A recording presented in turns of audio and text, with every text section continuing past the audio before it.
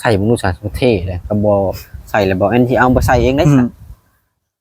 ใส่ได้อยู่เข้ากันเลยนะพี่น้องแม่นี่ดิส่งกันนะพี่น้องงามได้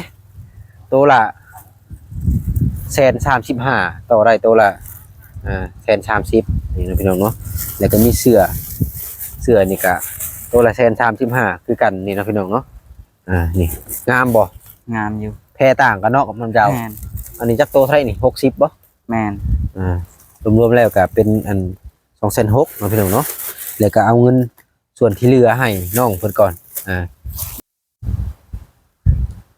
สบายดีและสวัสดีพ่อแม่พี่น้อง FC เบิดสุขคนเนาะว่าจะเป็นฝั่งไทยฝั่งลาวหรือว่าสิเป็นทางต่างประเทศก็ยินดีต้อนรับเข้าสู่ช่อง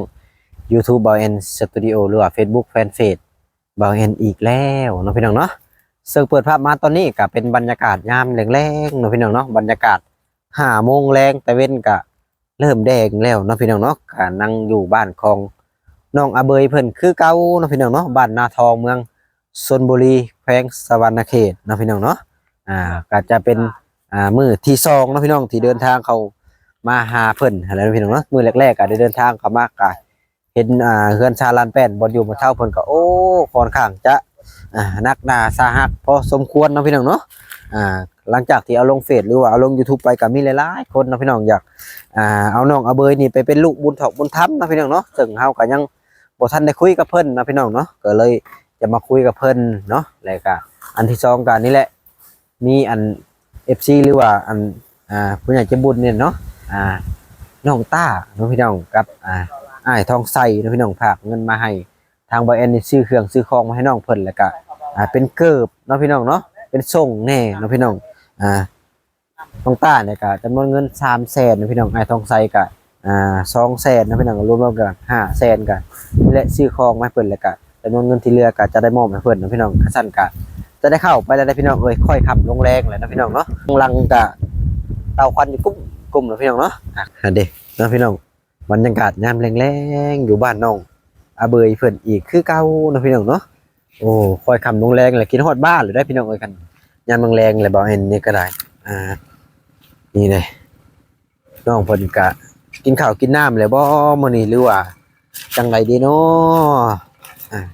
อันนี้นั่งอยู่บนเก่าบนเดิมเพิ่มเติมกับโอ้ได้เสื้องามแท้มื้อนี้มีเกิบอีกบ่แม่นบ่แอนซื้อมาอันเพิ่นสิเอาอยู่บ่เนาะผู้ใส่บ้านเพิ่นมาแต่ให้แต่นาแล้วเนาะพี่น้องเนาะสบายดีน้องอาเบยสบายดีโอ้คือได้ทรงผมใหม่บาดนี่ไผพาไปตัดเบาล่าโอ้เสื้อผ้านี่เด้ซะเบาจะเบาจังโอ้นั่งก่อนนะพี่น้องเนาะสบายดีอีกเทื่อนึงเนาะสบายดีน้องอาเบยมาพ้อกันเป็นมื้อที่2เนาะมื้อนี้เนาะนี่แหละนะพี่น้องมื้อนี้ก็มีภารกิจจากน้องต้ากับไอ้ทองใสนะพี่น้องฝากเงินมาให้บ่แอนก็เลยซื้อเครื่องมาให้น้องเพิ่นเนาะก็จะมีเกิบแน่นี่เนาะเกิบเบิ่งดูงามอยู่บ่งามอยู่เคยใส่บ่บางเทื่อก็เคยอยู่แต่ว่าบ่ได้ใส่เกิบแต่โดนปานใดน่ะโดนแล้วแม่นใส่อยู่บ่หมวกใส่ใส่มนุษย์สารเท่เลยกระบอกใส่แล้วบ่อันที่เอาไปใส่เองได้สักใส่ได้อยู่เข้ากันเลยนะพี่น้องแม่นนี่ดิส่งกันนะพี่น้องงามได้ตัวละ135,000ต่อได้ตัวละ130,000นี่นะพี่น้องเนาะแล้วก็มีเสื้อนี่ก็ตัวละ135,000คือกันนี่นะพี่น้องเนาะนี่งามบ่งามอยู่แพรต่างกันเนาะกับน้ำเจ้าอันนี้จักโตเท่าไหร่นี่60บ่แม่นรวมๆแล้วก็เป็นอัน260,000เนาะพี่น้องเนาะแล้วก็เอาเงินส่วนที่เหลือให้น้องเพิ่นก่อนเงิน100,000เนาะพี่น้องเนาะที่แรกๆว่าที่เขากินมาซื้อคือแต่ว่ามันบ่มีก็เลยนี่แหละจะเอาเงินส่วนที่เหลือให้ทั้งน้องเพิ่นก่อนพอได้ไปซื้อข้าวต้มข้าวนมให้เลยเฮ็ดจังได๋เอาเงินเป็นบ่โดยเนาะก็อยากให้ขอบคุณทั้งเอื้อยเพิ่นและกับอ้ายเพิ่นเขาลงมันเว้าบ่งดูขอบคุณเอื้อยอ้ายที่ให้เงินมาให้โชคให้ดีเด้อให้อยู่ดีมีแฮงความเจ็บบ่ให้ได้ความใครบ่ให้มีแต่ความสุขเจริญไป แบบน้องก็บ่เคยสิขอบใจแบบบ่ค่อยเก่งปานใดนะ เรา ก็ ไป สิ เก่ง เว้า เนาะ ได้แต่สำนี้แหละขอบใจ เนาะพี่น้องจังได๋บ่แอนก็ขอขอบคุณทั้งน้องต้าแล้วก็อ้ายทองใสเพิ่นเนาะพี่น้องเนาะฝากเงินมาให้เป็นเงินจำนวนเล็กๆน้อยๆเนาะพี่น้องถึงว่าสิเล็กๆน้อยๆก็น้ำใจเนาะพี่น้องคำว่าน้ำใจนี่มันเหลือเพื่อเนาะพี่น้องเนาะ โดย น้ำใจนี่ถึงเงินสิหลายใช่ไหมแต่เฮาบ่มีน้ำใจก็คือว่าเนาะพี่น้องน้ำใจนี่หายากเงินนี่มันอาจจะหาง่ายอยู่แต่ว่าน้ำใจของคนหรือว่าช่วยเพื่อนมนุษย์ด้วยกันนี่หายากหลายนะพี่น้องมั้งกินไม้มาพี่กับล้มแห้งอย่างนี้นะพี่น้องเนาะกินข้าวแรงกับยังมื้อนี่น่ะ บ่จัก ยังบ่จักบ่เบิ่งก่อนเนาะ แม่ แล้วก็มี FC คอมเมนต์เข้ามาหลายแหละว่าอยากได้ทางเจ้านี่ไปเป็นลูกบุญธรรมในความคิดของเจ้าก็อยากไปบ่น้องล่ะหรือว่าลองคิดมันก่อน คันเขาให้ไปก็ไปเขาบ่ให้ไปก็ใจเองก็ไปก็ได้บ่ไปก็ได้แบบนั้น ยกตัวอย่างว่าปึ๊บถ้าว่ามีผู้ใหญ่อันใจบุญช่วยเหลือมานี่เฮ็ดเรือนเฮ็ดชาติให้นี่ก็อาจจะบ่ไปเนาะ แม่น ยกตัวอย่างแบบว่าถ้าว่าบ่มีคนช่วยเหลือเข้ามานี่ก็น่าจะไปเนาะ แม่น ก่อนในสองมุมมองเนาะพี่น้องเนาะเพราะว่ามีหลายคนเนาะพี่น้องที่โทรเข้ามาหาบ่แอนใน WhatsApp บ่ในเฟซบ่แล้วก็ยังบ่ได้ตอบเพิ่นทำเนาะพี่น้องเพราะว่ามานี่มันบ่มีสัญญาณเนาะบ้านเจ้านี่เนาะ แม่น สัญญาณลิ้นบ่ได้เลยได้อันนี้นะโทรศัพท์นี่บ่แอนเข้ามานี่ลิ้นบ่ได้เลยเนาะพี่น้องบ่คืออยู่ข้างนอกหลายคนก็โอ้บ่แอนอยากได้น้องอเบยนี่ไปเป็นลูกบุญธรรมอยากเอาไปเข้าสัมมโนครัวนำบ่หลายๆคนก็หลายนะพี่น้องจนบ่ได้ยังบ่ทันตอบเอาง่ายๆว่าซั่นซะเพราะว่า FC ฝั่งไทยฝั่งลาวบ่หลายๆคนนั่นแหละ แม่น อยากให้ไปอยู่นำอยากให้น้องมีอนาคตสดใสขึ้นกว่าเก่าหลายกว่านี้แล้วง่ายกันลองเล่าความลำบากดูน้องอเบยแต่ก่อนที่ย้ายไปอยู่ต้นไม้นั่นต้นไม้นี่ความลำบากนี่ซำใดลองเว้าสู่ฟังความรู้สึกตอนนั้นหั่นนะอยากรู้ความรู้สึกนะ มันก็สิลืมไปแล้ว ที่ลืมๆแล้วบ่ แม่นว่าแบบเราบ่อยากคอยถึกแล้ว เราบ่ถือกันลองเล่าเบิ่งอันเล็กๆน้อยๆได้บ่ เล่าไปก็คือสิบ่เล่าก็ได้นะเฮาอะแบบมันเล่าไปแล้วจักมันเป็นอะไรสิเป็นตั้งใจว่าอยากได้นะ ก็บ่เป็นหยังก็ลองเล่าเบิ่ง FC เพิ่นก็จะฮู้แล้วเพิ่นก็อยากให้ถามเบิ่งลองเล่าเบิ่งดู มีแต่ว่าลำบากซะมันแหละ ลำบากแฮงบ่ แม่น เวลาไปอยู่ในถ้ำได้ซะมันบ่มียุงมีขี้เข็บมันงอตอดบ่ บ่ฮู้เลย บ่ฮู้เลย แม่น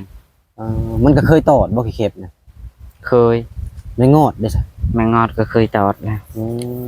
แล้วเจ้ามานอนนั่นนี่ได้ซะเคยตกบ่เอาถามจริงๆ บ่เคย บ่เคย แม่น บ่เคยจักเทื่ออีหลีนี่ แม่น ยันว่ายามนอนแหละฟันแหลกจริงตกตุ่มบ่ได้เคยเนาะ บ่ บ่เคยมีแต่ว่าอยู่แบบนี้เนาะ แม่น คือการย้ายไปอยู่ในต้นไม้แต่ละบ่อนนี่ต้นไรอยู่ดนสุดกว่าหมู่ ตัวนี้แหละ ตัวนี้ดนสุด แม่น แล้วบ่อนอื่นได้จะมีห่างบ่ซะ บ่มี บ่มี แม่น แล้วอยู่บ่ได้บ่อนอื่นค่ะ อยู่นำงามัน งามัน แม่น แล้ว4จุดที่บ่อนอยู่นี่อยู่ในดอนนี่เลยบ่ แม่น หรือว่ามีบ่อนอื่นนำนี่ น้ำดอนนี่แหละ อยู่ในดอนนี่เบิดเนาะ แม่น และอ้ายเอ้ยน้องเจ้าก็คือว่าอ้ายได้ยินข่าวยังมีชีวิตอยู่นะ แม่นบ่ แม่น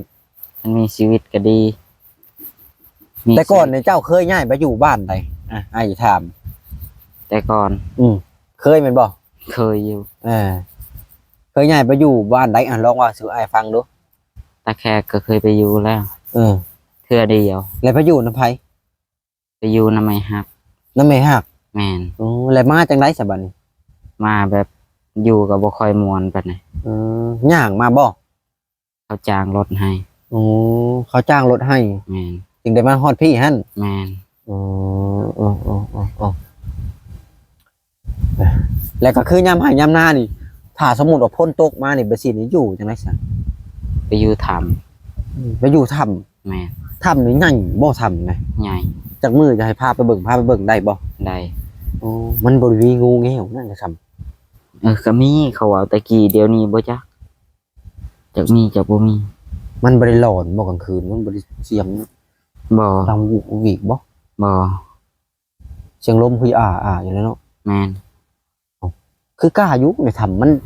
มันเป็นดงบ่หรือว่าถ้ำธรรมดานี่ คันเป็นยานก็คือว่าและเป็นยานก็บ่รอดนั่นแหละหาด้วยแบบว่าสละตายเนาะว่าซั่นเจ้าบ่อยู่เจ้าบ่หาเพราะบ่ได้กิน ปฏิตายแน่เนาะ แม่น อืมก็เลยอยู่ไปเนาะ แม่น ไกลบ่จากนี่ไปอันบนอยู่ถ้ำนะ ประมาณ2 กิโลหรือ3 กิโล มันบ่ได้มียุงบ่ บ่ คือบ่มีปกตินะมันหกมันยังมีนะ หกก็มีหันเฮาบ่ได้ดังไผก็มี ดังไฟบ่กลางคืน แม่น อืมอยู่คนเดียวเลย แม่น อ๋อคิดว่าเอาหมูเอาขู่ไปอยู่น้ำบ่อ บ่ อืมสรุปแล้วฮะในบ้านเนี่ยมีแต่เจ้านี่จนกว่าหมูเนาะ แม่น อ๋อแล้วเงินคำอันที่เพิ่นมาซอยนี่ได้เท่าไรแล้ว เงินคำที่เพิ่นมาซอย แม่น ได้อยู่200,000 300,000แล้ว อ๋อแล้วให้ไผเก็บเองบ่ เก็บเอง ประหยัดเด้อ โดย เสื้อผ้าหน้าแพ้คือกันโฟมแพ้ปกได้ซะ พูนอยู่พุ่น อันบ่อนทางทีมงานเอาเข้ามาซอยเห็นได้ แม่น บ่แซนเพิ่นเอาหยังมาซอยในบ้านนี่ บ่แซนเพิ่นเอาสนะประคม หลายบ่ แม่น ก็มีแต่ว่า แต่ก่อนเนี่ยอยู่ในนี่ประจำเนาะ แม่น ก็มีแต่ว่า ตอนเบาหลาเขามานี่เพิ่นเอามาฝากเอาไปฝากอยู่เที่ยงนั่นน่ะได้ แม่น แต่ก่อนนะแต่ก่อนเนี่ยข้าวเพิ่นก็ให้กินบ่ทันได้เที่ยงนี่เอาให้ถามความจริงเลย แต่ก่อนก็ให้กินอยู่ก็แต่หักดามทีดามเถื่อ อืมกินได้ใช้ถามความจริงเลยกินได้ใช้อันจังรอดมาได้ถึงปัจจุบันนี่นะหลังจากที่พ่อเสียนะ กินหาด้วยหาใครที่ชอบซี่ซื้อกิน อืมกินไปเลยๆเนาะ แม่น ก็ใช้ชีวิตรอดเนาะ แม่น ก็เคยคิดท่อมาอยู่บ่อยแบบว่าเคยคิดแบบว่าอันบ่ออกบ่เข้าอะ แม่น ก็เคย เคย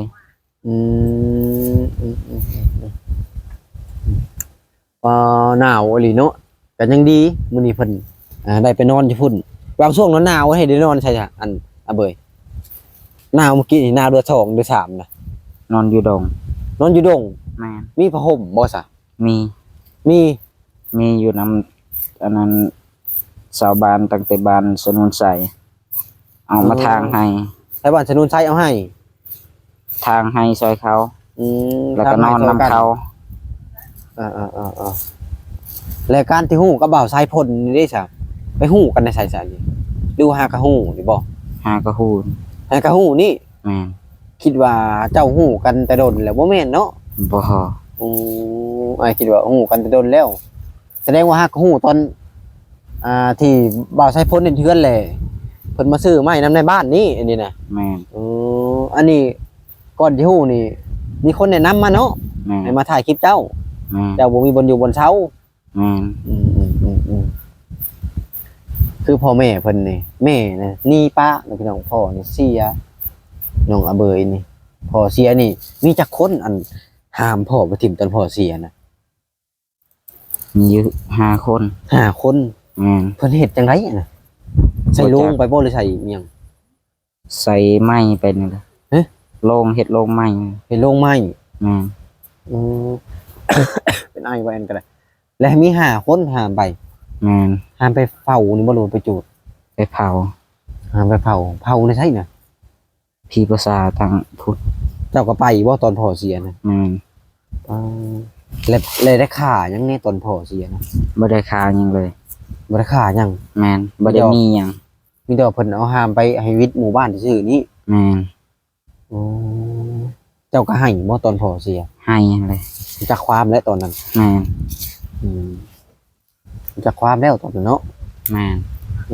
แต่ปัจจุบันนี่ก็คิดฮอดพ่ออยู่บ่ แม่น ไอ้ถามความจริง คิดฮอดอยู่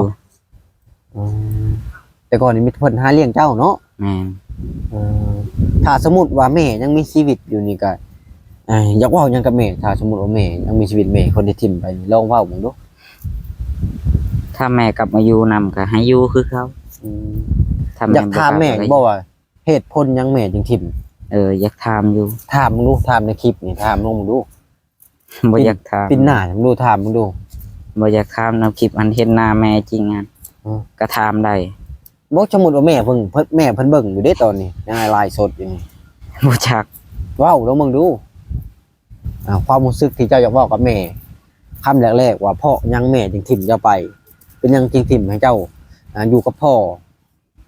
และย้อนเหตุผลหยังถ้าว่าถิ่มไปแล้วคือบ่บอกก่อนสิไปหั้นน่ะ จักเหตุผลมีหยัง หรือว่าพ่อกับแม่ผิดกันบ่ก่อนเพิ่นสิหนีเห็นเพิ่นผิดกันบ่ บ่ บ่เห็น อ่า คิดว่าเห็นจึงว่าฮู้จักเพิ่นมาแต่ไสนี่น่ะ มาตั้งแต่ทางให้ มาแต่ทางให้บ่นี่ฮู้จักเพิ่นบ่ บ่จัก บ่จักบ่ อ่า เย็นว่าบ้านเดียวกัน บ่ บ่ได้จักคันนี้ได้ถ้าฮู้จักบ่ฮู้จักบ่ รู้จักแต่ผู้ครับ ผู้ขับบ่ฮู้จักเนาะเพิ่นมาแต่ทางให้นะพี่น้องเพราะว่าตอนนี้มันค่ำแล้วเพิ่นก็เลยมาแต่ทางให้บรรยากาศยามแลงๆนั่นแหละเนาะ อ่า หนาวแล้วเดี๋ยวนี้น่ะ อ่า ย้อน6 โมงแล้วนี่5 โมงกว่าๆย้อน6 โมงเลยก็บ่ฮู้ว่าจักนาทีเลยเนาะพี่น้องตอนนี้น่ะก็มีแต่ว่าผ้าห่มได้จากพื้นแล้วกันว่า สอง ค่าเรือยังอ้ายก็สิซื้อมาให้ โดย เพราะว่าอ้ายก็มีทุนสมทบเข้ามาแล้วตอนนี้นะแต่ว่ายังบ่ได้ทันซื้อของมาให้เจ้า เพราะว่าอ้ายมาฮอดบ้านเจ้าเลยขอความมันเตือนมันบ่มีสัญญาณก็ยังบ่ได้คุยกับเพิ่นช่ำตอนนี้นะก็มีแต่ว่าผ้าห่มผ้าปกเนาะเครื่องใช้นี่ก็พอมีอยู่แล้วเนาะและนึ่งข้าวนะเพิ่นบ่นึ่งให้หรือว่าคนอื่นนึ่ง คนอื่น นึ่งให้ แม่น เพิ่นมาแหย่มดแดงเนาะพี่น้องอันเด้มาแหย่มดแดงในบ่อน มาเลยสิยานไปสั่งยางพันอยู่นี่ก็ได้ นี่เด้นะนี่ให้ง่ายบ่จักมาแหย่มึงดูนี่เด้บ่น้องอาเบยอยู่นี่เพิ่นอยู่กับมดแดงนี่แหละลมก็แห้งอะไรได้พี่น้องเอ้ยเบิ่งก่อนจักนาทีเลยเนาะพี่น้องโอ้อันมาหลายนาทีก็สิจบคลิปคือกันได้อันนี้ก็จักนาทีแหละโอ้ก็หลายนาทีพอสมควรแหละเนาะกับบรรยากาศยามแรงๆเนาะก็อยากให้น้องอาเบยขอบคุณเพิ่นอีกเทื่อหนึงมึงดู ขอบคุณ ขอบคุณ ขอบคุณ เอื้อใจดี เอื้อยใจดี ที่มีความเมตตา ที่มีความเมตตา ให้น้องอาเบย ให้น้องอาเบย เด็กน้อยที่บ่มีต้นทุนชีวิต เด็กน้อยที่บ่มีต้นทุนชีวิต ให้ได้มือตาอาปากได้เนาะ ให้มือตาอาปากได้ ได้เนาะ แม่น ให้เพิ่นอยู่ดีไม่แห้งเนาะ ให้เพิ่นอยู่ดีมีแฮง เก็บไว้ให้ได้เนาะ แม่น สำหรับคลิปนี้ก็บ่มีหยังหลายเนาะพี่น้องเนาะเสื้อผ้ากับป้าไว้หั่นเลยเนาะตัวน่ะ แม่น เพิ่นก็แย่หมดแดงแน่เนาะพี่น้องเนาะ แม่น แล้วก็ทางเฮาก็สิขอโตวกลับแล้วได้มื้อนี้ก็ค่ำพอสมควรแล้วเนาะ แม่น ก็บ่มีหยังหลายเนาะพี่น้องเนาะก็ให้เพิ่นเอานี่แหละเอาอันนี้ไว้เนาะพี่น้องเนาะอันนี้ก็เอาไว้นะก็ฉันก็เอาไม้ให้อ้ายได้มั้ยเป็นวัดสบายดีกล้องดูน่ะ สบายดี โอเคเนาะพี่น้องมาเฮานี่ก็จะเป็นช่วงท้ายคลิปแล้วเนาะพี่น้องเนาะตะเว้นก็ค่อยค่ำลงแรงเนาะพี่น้องเนาะก็จักอยู่ค่ำอยู่มืดแห้งลีทางบ่แอนกันนะพี่น้องก็พา เบิ่งก่อนเล็กๆน้อยๆก่อนสิกลับเนาะพี่น้องก็มีแต่ว่ามื้ออื่นพุ่นแล้วทางเฮาก็จะได้เดินทางเข้ามาหาเพิ่นอีกเทื่อนึงเนาะพี่น้องเนาะหลังจากนี้ก็จะกลับอะไรกันมีแต่ว่าเพิ่นทางเบาหลาก็ฝากว่าอยู่เที่ยงนาหลังนั้นเนาะแต่ก่อนน้องเพิ่นจะอยู่นี่ประจำหลังจากที่ทีมงานเฮาเฮ็ดแหละเพิ่นก็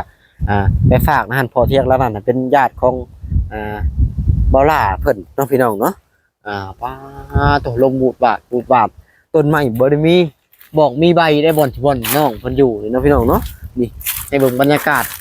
สดๆไปนำกันเลยพุ่นแหละถ้าว่าพ่อแม่พี่น้อง FC คนใดอยากซอยเรือเข้ามาทางบ่อนก็ยินดีสิเป็นสะพานบุญให้อีกเด้อพี่น้องเด้อสวยเด็กน้อยตาดำๆเด็กน้อยบ่มีพ่อมีแม่ไล่ความที่พึ่งพาอะไรเนาะพี่น้องเนาะก็จักเจ็ดจังไดทางเฮาก็จนบ่จักแน่เว้ามาเห็นตอนแรกๆหั่นล่ะเนาะพี่น้องก็มีแต่ว่า FC ซอยเรือเข้ามาก็ขอขอบคุณทาง